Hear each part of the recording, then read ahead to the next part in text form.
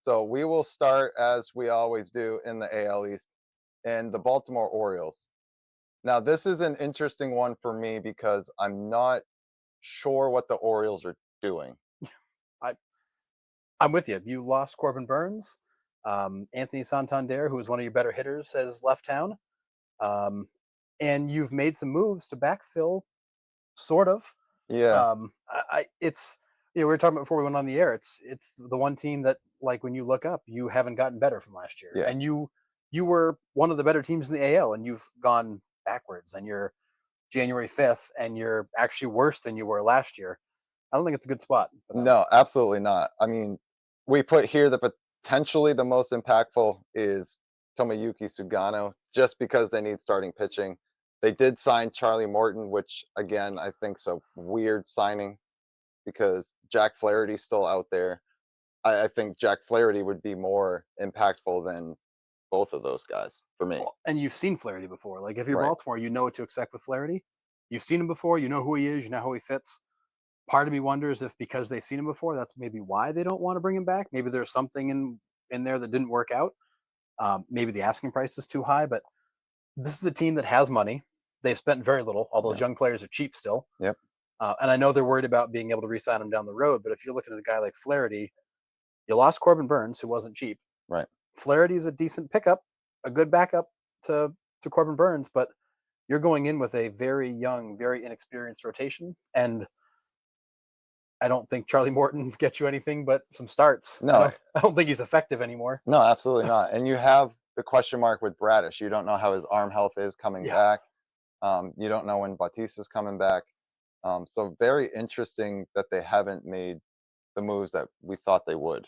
Yeah, I thought they were gonna be much more aggressive on Burns. If Yeah, not Burns, I thought they'd be in on, Bueller and Flaherty and trying to fill that spot with an yeah, ace, which they have not done. Now, granted, we saw Bradish pitch when we went to Baltimore, hmm, and incredibly talented right. guy, great style, and he was dominant that game. But you've got a lot of question marks and a Yeah, lot of young guys, I and you agree. don't have that anchor. And what Corbin Burns gave you is that every 5 days you are going to get a rock solid start, and the bullpen was going to get a rest. Yeah, and I think they need more veterans in there in the rotation in the lineup. I mean, losing Santander, who's been there for his whole career, Yeah. is huge. And for a team that's gone out in the playoffs the last 2 years, like they have, they need some veterans with some impact in there, and they haven't really done anything to to do that, and it's No, kind of disappointing. it felt like this would be the offseason where they were either going to take a step forward or take a step back. And it looks like to this point they're choosing to take a step back, which I don't understand why. No, That window's going to close. right? You're not going to be able to re-sign everybody. You're not going to be able to keep, Rushman and Gunner. I mean, Holiday is further down the road, but you're not going to be able to keep all these guys. Like, No, you've got a window of time, another couple of years here with that whole group's together, and I would hate to see them spoil it. yeah, and they're all going to be gone at the same time, Yep. that's the crazy part. That's the downside of having such a young core Yep. is they're all going to be gone about the same time. Yeah. But Ask the Oakland Athletics. Ask the Tampa Bay hmm, Rays. Like, yep, you get this crop of young players. You've got a short window, and then they're all gone. You yeah. got to start over. So I don't know, where did the Orioles go from here? I mean, I think they're still probably in on Flaherty. I think Have to be. they need to get him. Have to be. If they're out on Flaherty at this point, then I feel like they're kind of mailing things in. They have to still be in on him, and they have to still be looking at trades, like, Yeah. as an option.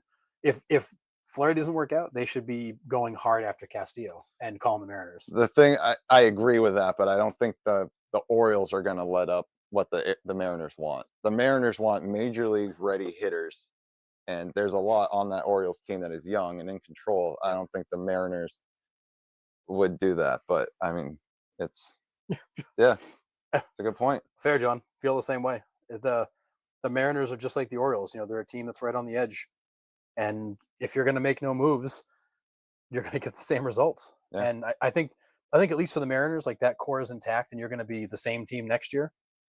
Whether that's good or not is up to you. right. The Orioles have gone backwards, and are not going to be as good next year, and that's disappointing with that young talent, that young core, to let it just waste it and let it Yeah. go. I mean, we'll get to the Mariners in a little bit, but I mean, their lineup is terrible.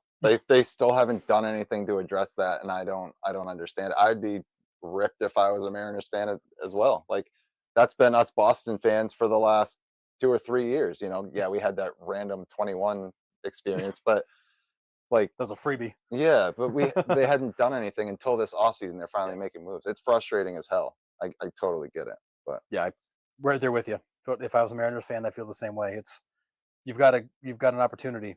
They're not so far away you can't fix it. no. A couple moves and it's a different story. But sitting quietly is painful. Yeah, but the Orioles fans have every right to be mad because they have the young core. Everybody sees the young core and how good they are, how great they are, and they're just sitting back and doing nothing.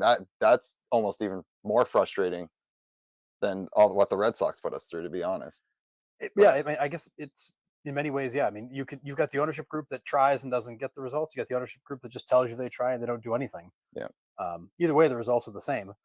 But it is frustrating when you've got an ownership group that is just not, or a front office, I guess in this case, that just really isn't active, yeah, or at least doesn't seem to be active. I mean, for all right, we know, the Mariners and Orioles are burning up the phone lines 24/7 trying to make moves, but they're not given the impression that they are. They're given the right, impression that they're comfortable where they're at, exactly. and maybe they're just banking on Radish and these guys being healthy and taking a step forward. And maybe we'll be looking here in July, going, "Oh wow, they nailed it." But right now, it's not a comfortable feeling if I'm an Orioles fan. No, but I mean, the last 2 Julys, we've also said like, "Oh, the Orioles are good. They're a World Yeah, Series favorite," and then they bow out in the first round. So I don't know. It's a question mark. yeah, Sagano's 35. His Japan stats look great, yeah. but how does it translate I'm to the MLB? My Japan stats might look good too. So, Yeah, facts. So anyways,